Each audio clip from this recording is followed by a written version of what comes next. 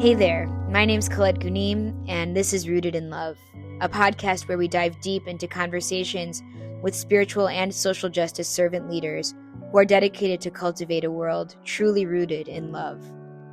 Join us as we intertwine powerful insights and visionary ideas that inspire us to reimagine what it would look like to truly be in radical, loving community together. Thank you for joining us to expand your mind and open your heart towards our collective liberation. This is Rooted in Love.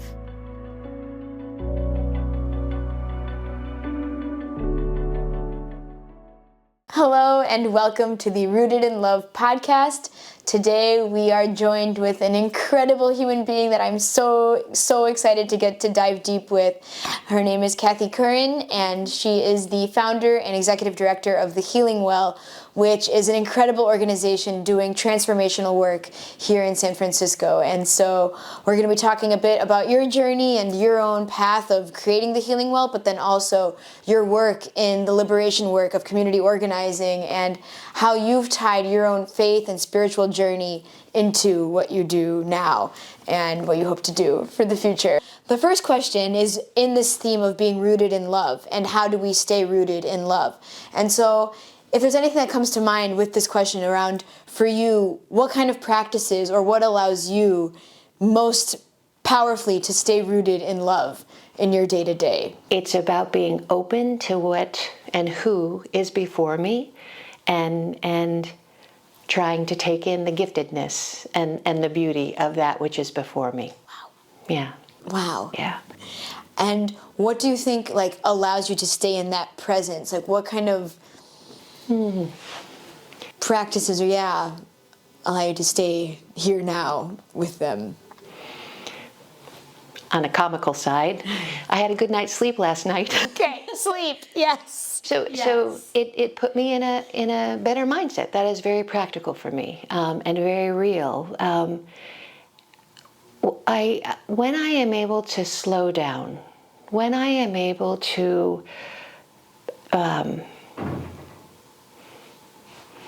acknowledge my small being in this great big universe, I can be more appreciative. I can notice things more. I can be more grateful, and to really try to see in experiences how that is somehow a blessing in my life or in this world, and with people. And we'll talk about this, I'm sure, as this conversation unfolds.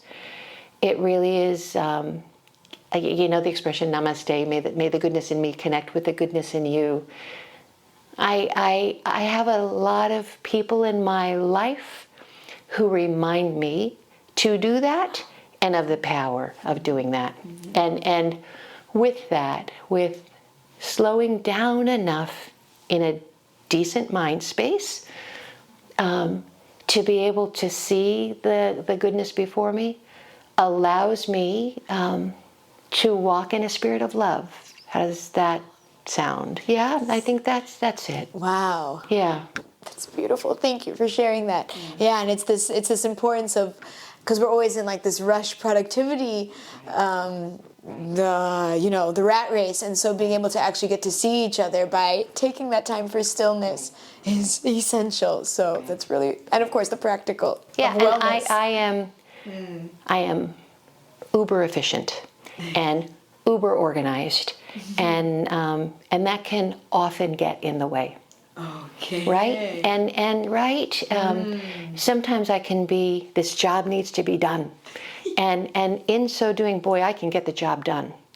But I have had enough life experience now that when I'm getting the job done, boy, am I narrowing the possibility, right? And when I, again, can slow down and let the spirit move, and especially let the wisdom of the people around me, and whatever else the forces are that time allows, the end result is considerably better.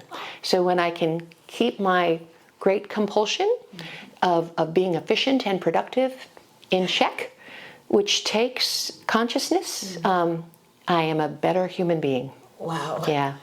Oh, Yeah. I needed to hear this. I needed to hear this for sure.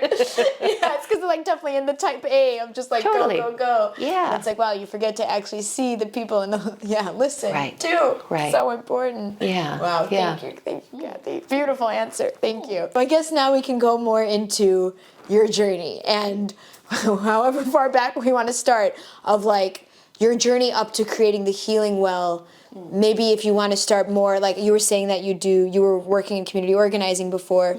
Maybe if you want to just like go through that journey of what got you into the space and then to getting into creating the Healing Well.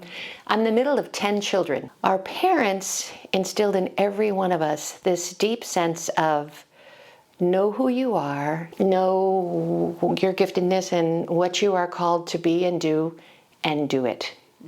And because we grew up with a deep sense of love and safety, we always knew that we could try, and when we failed, we'd be picked up right again. And that I know that is a luxury. I particularly in the work that I do now with marginalized communities, it draws me even more strongly back to that sense of, that expression, to those to whom much has been given, much is expected. But it was just this deep sense of love and faith and trust that said, go forward. So I have an adventuresome spirit, and I have a very inquisitive spirit. And so upon college graduation, I was a volunteer on a small island in the Pacific for a couple years as a Jesuit volunteer. Wow. Teaching In a vocational high school, and got to watch the stars in the middle of the night on the island of Pohnpei with kids from all over the Pacific, and traveled through Asia and came back and got to work on, when I was looking for work, and a project with a fabulous man from what was then known as Zaire, about how the image of Africa is portrayed in the world. And then from there went on to graduate school, and I studied social work in graduate school, but my concentration was community organizing. So I came back to San Francisco, and I got a job working, let me think of where I was first. I think I was first, it was with an organization called Catholic Charities. And what we did was went into different Catholic parishes, Catholic churches that had groups that were dedicated to kind of putting their faith into action. And so my job was to help make that happen, and to help people reflect on what their faith was calling them to do in the world, and raise with them different issues that were around what they felt called to engage in, and then create opportunities for them to do something with that. It was great work, and it was privileged work because I was raised Catholic, and it was and is part of my being. And so to get to overtly come from my faith tradition was a gift.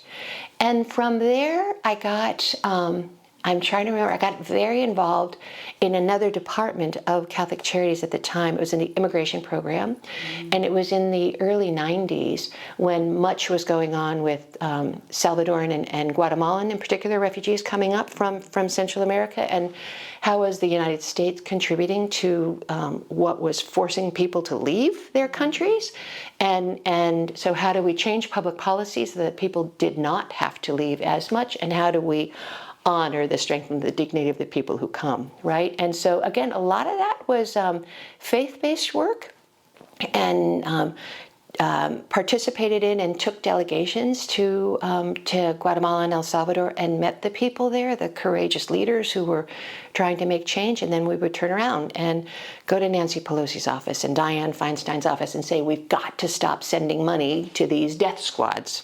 and stayed in that line of work. And I loved working with people from other cultures, Colette. It was really neat, just to see some of it tapped into, again, my natural inquisitiveness, but to see the power and the strength of people who persevered and had such strong vision and commitment for the future, right? Had such courage. From there, for a couple years, I got married and had kids. And when the kids were very, very young, I worked with a fantastic man again with an organization called Advocacy Institute, later became the Democracy Center. And we founded a project called Raising Immigrant Voices. And it was at the time when we really needed, we had an opportunity to really do a lot around immigrants and refugees in the country and policy and things like that. So it was, we were doing trainings for people around advocacy and drawing different community groups together. And then I realized that at that point I had 2 kids. I pulled out of the work for a while. I pulled out of the work so that because community organizing and community work needed and deserved somebody who was able to offer her whole heart and soul to it. And that's what my family needed and deserved. And that was the choice that I made. So I pulled out of that, and actually to just help pay the bills, Colette, I got involved in childbirth education. I accompanied women in their and their partners in labor and birth experiences and facilitated new parent support groups for a number of years. I really missed the community work. So when my kids got older, I started to part-time organize again. I got a community organizing job with Peninsula Interfaith Action. We're living in Pacifica, and there was a big organizing work going on in San Mateo County, and helping get grocery stores into East Palo Alto, and more housing in San Mateo, and changing policies and just addressing root causes of poverty and disenfranchisement. And so I was involved in that. I loved organizing very, very much, but I was also involved in nonprofit or in volunteer work with a center called Catherine Center. And as of, it was a residential facility for women who were transitioning out of incarceration. And my husband and I would go there for dinner every Tuesday night. And once a month, the women would come to our home. And my volunteer work was to eat dinner with these phenomenally strong women who had super rich life stories. We certainly spent a lot of Saturdays and Sundays going to demonstrations and marches around, ending wars and fighting for peace. And that was just, it was expression of my being and how I wanted to live, how I was graced that my husband wanted to live as well, right? And we wanted our children to live. My, again, family situation made sense for me to take a less intense job, so I stopped the organizing for some time, and I started to work in a Mercy High School, which is a Catholic high school on the west side of San Francisco, as the community service coordinator. So my job in that capacity, Colette, was to work with the students, high school age students, to reflect again on what their values were, what their interests were, what their talents were, and how could they connect that with opportunities, needs in the world. I had the opportunity to go back into full-time work when the kids got older and started to, I was recruited to lead a wellness center that was part of a larger nonprofit in the South of Market area in San Francisco. And it was then. I remember having done a lot of work with immigrants and refugees, and a lot of work with people who are involved in the criminal justice system, and having done some work too with people who are unhoused. I remember hearing about this wellness center and thinking, that sounds a little wacky. But I went, and boy, were my eyes opened. I realized that in order to be able to pursue a job, in order to be able to wait in line all those hours to get shelter, in order to be able to, believe that you have the right and the capacity to go back to school or whatever it is for which you aspire, you've got to have an ability to cope. You have to have a deep sense of awareness of who you are, what your giftedness and interests are, what are your triggers, what are your limitations, what are your challenges, what are your dreams. And you need a sense of community and a sense of connectedness to others who are working toward the same thing. I can't do it alone, especially when it's monumental. But boy, if I see you're trying this and you're able to do that, I'm encouraged, I'm inspired, I'm held accountable, I am held up, whatever it is. So I learned a lot. And I also have to say, I was big time humbled. Because I realized, Colette, and I'm sure I still have some of this tendency, but I tended to look at situations and people through the lens of what is needed here. And how do I and we help you get it? These people who are grappling with a substance use disorder, and they are phenomenal yogis. They are so much more limber than I am. Or they have a significant mental health challenge. And boy, are they generous, waiting to see that other people get fed before them. Or they, are unhoused.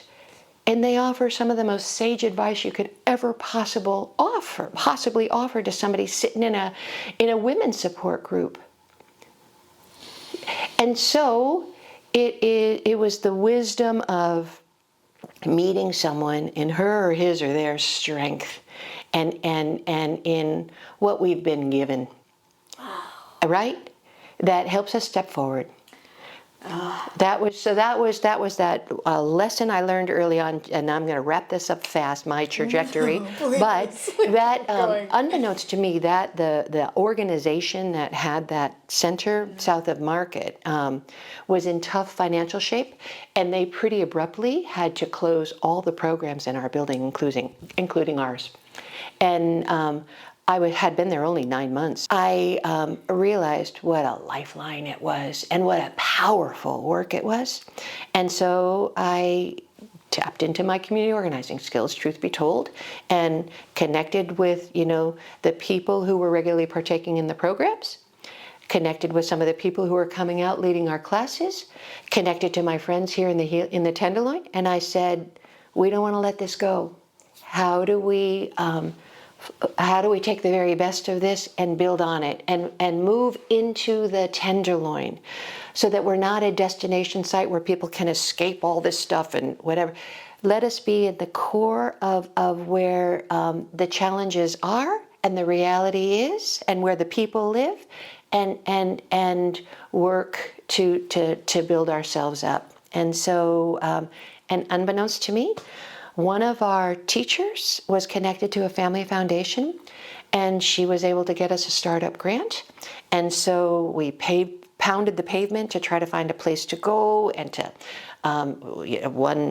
some friends opened up their doors for us. The faithful fools said that they didn't use their space too much during the day, so we could use it, for some programs. Other places, the St. Francis living room let us lead our recovery support groups over there, and we just kind of piecemealed things together. We had community meetings where collectively we chose the name The Healing Well, which that acronym WELL stands for Wellness, Empowerment, Liberation, and Love, and we really thoughtfully developed that name. Then we got another small place over on Eddy Street, 900 square feet, and led programming for the Healing Well there. And after some time, needed to move from there, and got this phenomenally beautiful and large space on Ellis Street. So here we are today. Building off of what the work is in the Healing Well, if you're open to sharing maybe some impact stories of like what you've seen, the transformation of people, what have you witnessed in the community and how it's been a support for those here. A woman who is an immigrant here in the neighborhood, and she's Arabic speaking, and she for so long has had this vision and a dream of doing more for her Arabic speaking sisters, especially the Yemeni refugees who are here, recognizing the challenges that they faced in needing to come here in the first place, and then the challenges of living in the neighborhood. And I have watched this phenomenal woman. She saw an opportunity. She saw this space, Colette, and thought, wait a minute, we can close the curtains, we can cover the windows, and we can bring these women in so that they can have a safe, affirming, comfortable space where they can be with one another, work on their wellness, and just start to, forge community and think about who they are and how they want to raise their kids and how they want to step forward. Last week I had lunch with a woman whose dad, elderly man, used to come to the Healing Well. He's passed away. He passed away during the pandemic.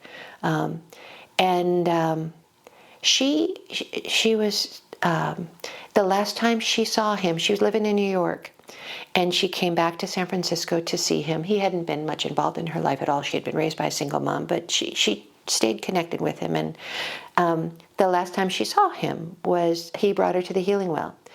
And she said she couldn't believe that here was her dad in his scruffiness, and she saw him in his strength. She saw how loved and embraced he was. She saw how liked he was. She saw him being so kind and so respectful of other people. And that was a real gift for her. And I think of the family members that I have talked to over the years who also have had a sense of relief that, it couldn't be that the immediate family was able to be the physical family for the people as they were struggling for every number of really understandable reasons. And yet to think there is a place where you are honored and loved and cared for, and you are able to give back. She also said, on I think it was the last trip, she looked over at her dad in his dirty, dirty clothes with this scruffy beard and on, and she thought, let's get you to a barber shop.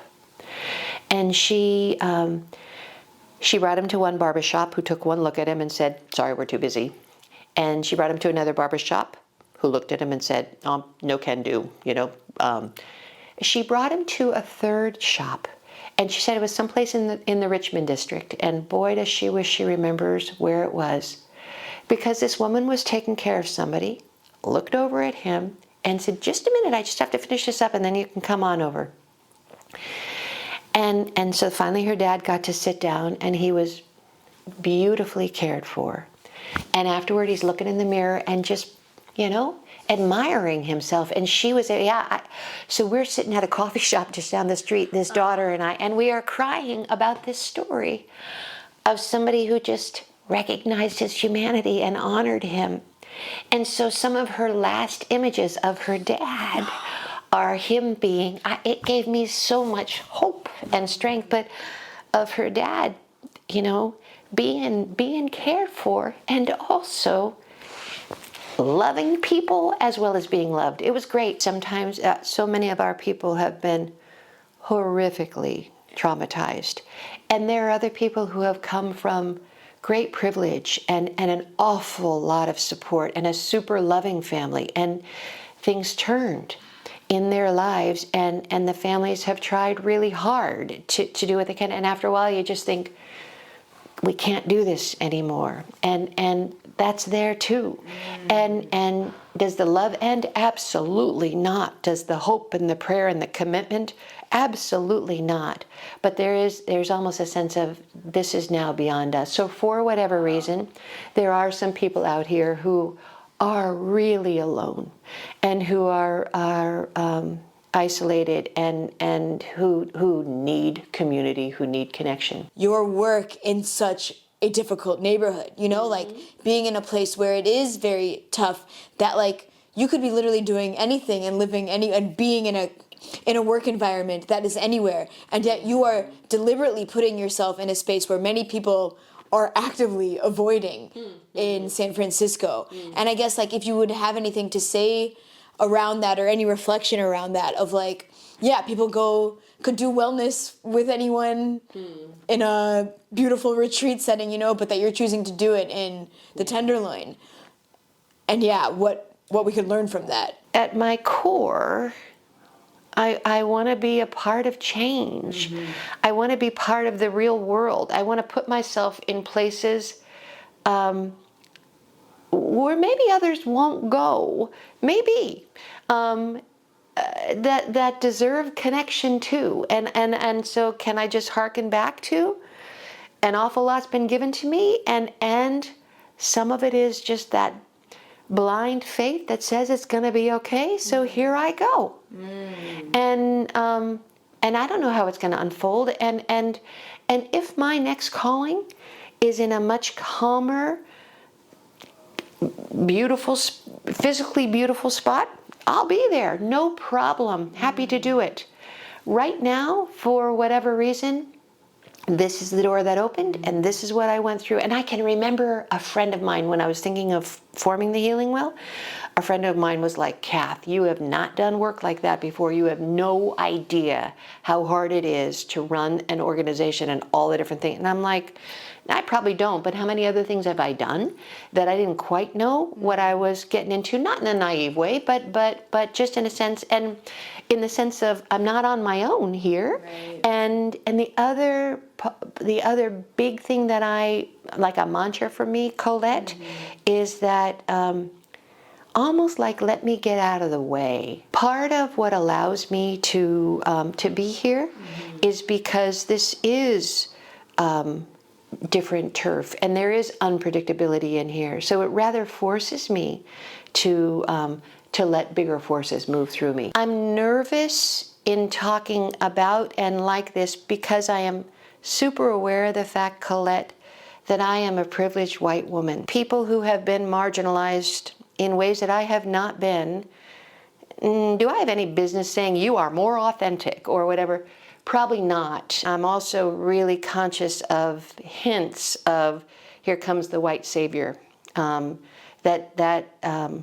bothers me, and there's no question, and it shames me that's got to be in me and around too. Period. And let me keep being then knocked off of my high horse. Because I want to be a better person in this world, and I want to be a better person in myself. And so I want to be pushed. Yep, that's true about me too. If you're open to now pivoting a little bit around your own spiritual journey, and I guess like how it has influenced or shaped your own path in having that kind of anchoring of a faith, and specifically around Catholicism and what it is that compels you to take that path, or to take that path. I know you grew up with it, but to keep with that path too. There's Catholic social teaching. You know, how does our faith and the recognition of the inherent dignity and worth of every person we encounter call us to not only be in this world and respond to people, but support people too, right? And we honor how the world has been created. We honor, people who are laboring for justice. We honor all of that, workers. And so I think you go to Mass on Sundays, and the ritual is beautiful. It's grounding. The music can be superb. The community who comes together, people who gather weekly to say, we're together in this journey is important. Oftentimes, not always, and I'm sure this is the case in every faith tradition, but oftentimes the message that comes through the homily is one that is inspiring and challenging, and just regularly says, be a better person, and try to live the way Jesus lived in this world, and honor the goodness in others, and try to build a just society, and in a society where all people are able to flourish. I feel like it's absolutely beautiful, and I see that in a lot of Catholic practice, that there's just like this very strong justice, service, action-oriented faith that I think is so powerful. Yeah. And yet I feel like, especially with my generation and a lot of other people that are starting to drift away from religion and organized religion, I don't know, I guess something that I am it feels sad for me because it feels like there's just so much also richness and beauty that people can learn from in these paths. 2 generations back, people just accepted the institutions that were before them. These are schools, these are congregations, these are churches, these are synagogues, these are mosques, whatever it would be, temples. This is government. And my generation was raised to believe institutions are good, but boy, do they need to be changed. So we would look at the Catholic Church and we would think, this is a problem here. We need to work on this. And with the younger generation now, there's a pervasive doubt or lack of belief in institutions, period. I have been supported and helped by kind of a basic structure behind me that is far from perfect. But I know what it is aspirationally. I know what is meant to be and rooted to be, and therefore what it calls me to be. So I've got kind of that scaffolding that I can hold on to and try to step forward with. And that is how the institutional church has helped me. I hope for my own 3 children that they can find anchoring and community and profound wisdom that encourages them, challenges them, supports them, all that jazz. I got it through some of those very institutions, and it is the church, it is the government, it is the whatever. And no, I was a community organizer. I'm in this neighborhood. I know an awful lot of policies need to change and practices too on the government level, public service level. But having the scaffolding, I think, has helped. A lot of us, especially again in like this generation where it's just like we just can't even talk about there being a higher power that is guiding us. And so, and I know that for me it has been transformational in my own life to be able to finally surrender and be able to let go of the steering wheel, to let God lead, and that it feels like having that faith allows us to do bigger things that are beyond just our capacity. And I've just done like deep healing work in being able to go into that spirituality component. And so sometimes I think about like, oh, is this a disservice to make things only secular and not providing a potential path? In some ways you're fortunate or you're lucky that you get to overtly come from that, because then there's just a given, a public given. This is who we are and what we're about, and that certainly does not mean that they would deny service or should deny service to people who are not, espousing their beliefs or partaking whatever. But there is a real strength in being able to claim our spiritualities, our faith traditions, and what they call us to be and do in this world. So the limit of not being able to, for me to say I am Catholic and this is publicly what is guiding me, that holds me back in some ways. But the calculation, perhaps, Colette, is what's more important, what's more called for in this setting is that we welcome all people. And I know that by having a Catholic identity, we would not be as able to embrace everybody as we are. And the truth is, regardless of your particular faith tradition or interpretation of spirituality, we all have a spiritual being. Maybe it's again in the notion of us being more of a pre-recovery place as opposed to a recovery program. We are inviting people in to step forward in their journey toward healing around their addictions and get support from one another. We are clearly a place that's very deeply rooted in values that resemble Catholicism and a number of the best of all faith traditions, right? And we don't need to have the cross over the door. I was also thinking about, because of the issues of people being unhoused and addiction just feels so big and like have been going on for so long at this point in SF. Like, how do you reconcile with the work that you do, like Because for me, it feels like, oh my goodness, like, is it just like a tiny drop in this huge ocean of like, can anything ever actually change? And like, how do you keep the hope in a place where it's still continuing on in the day to day when you see the suffering still continuing? I have another story, and this one was life-changing for me. It was when I was a volunteer in Micronesia, teaching in this vocational high school, and the boy who was the student body president, we were very close. We'd sit up at on the top of the stairs at night and just watch the stars and things like that. And he was from the island of Yap, and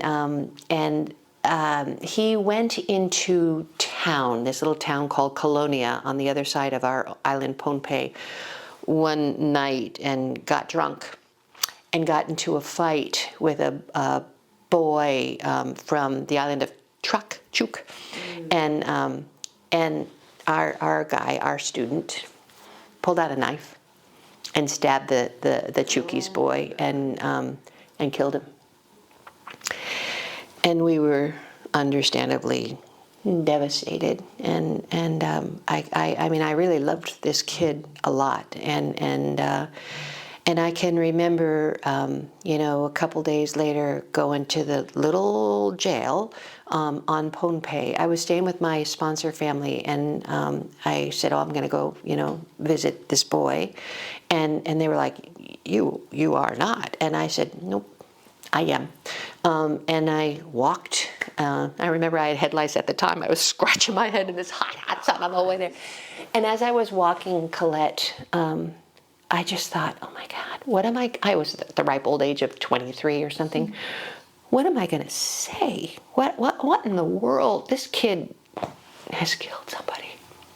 And I was really kind of in angst as I was getting closer and closer to the jail, thinking, I've got to come up with, how do I fix this? Can't really fix it, but at least I can offer some tremendously comforting thing or right line of support or whatever it is. And nothing came to me. And I can remember just going through the door and just kind of getting, honestly, this gift from God saying, just show up. And I was just with him, and we didn't talk. We couldn't talk. We cried together. I mean, after a while, probably we exchanged some niceties, but I can remember, I don't think it was at that moment, but it was afterward when I was walking home from the jail thinking, I was holding the hands of a man who with those hands killed somebody just 2 nights before, and they are his hands, and I don't need to have the answer. I don't even cannot have the answer because I don't see what an answer to this could be. But let the power of God move through me and offer this beautiful being whatever it is that he needs. All I know is I just show up. I position myself where I think I ought to be and invite people in and invite this power to move through me. We all do have something to contribute. We all do have things that we can offer, and we want to. And so we welcome people whose interest might be sparked in one way or another. Certainly, if there's somebody who wants to offer some sort of a wellness session on a one-off basis or on a regular basis, reach out to us. I would like to teach an art class, or I'd like to teach a 6-week art class, or I'd love to lead a recovery group, or I'm really good with data, or boy, do you need help cooking, or whatever. All that stuff. We figure out ways to engage people. Okay. So volunteers are greatly appreciated. For sure, we need donations. We are funded by private foundations and grants. We don't have public money. And we need the support because needs are only increasing out here. And the other thing is, we need opportunities for the beauty and for our message to be shared. You're one of the most deeply radically loving people I've ever met in my life, and thank you so much for the work that you're leading for people that have not felt it. It's just phenomenal. And yeah, I'm just so grateful. Oh, gosh. Have been able to meet you and get to know the Healing Well. Yeah. For sure. No, and Thank I'm you. grateful for you. And you come, I don't even remember how you found us, but I was sure grateful when you came. And then you stayed with us and you came out. So thank you, really. Thank you. Thank Yeah. you. Thank you.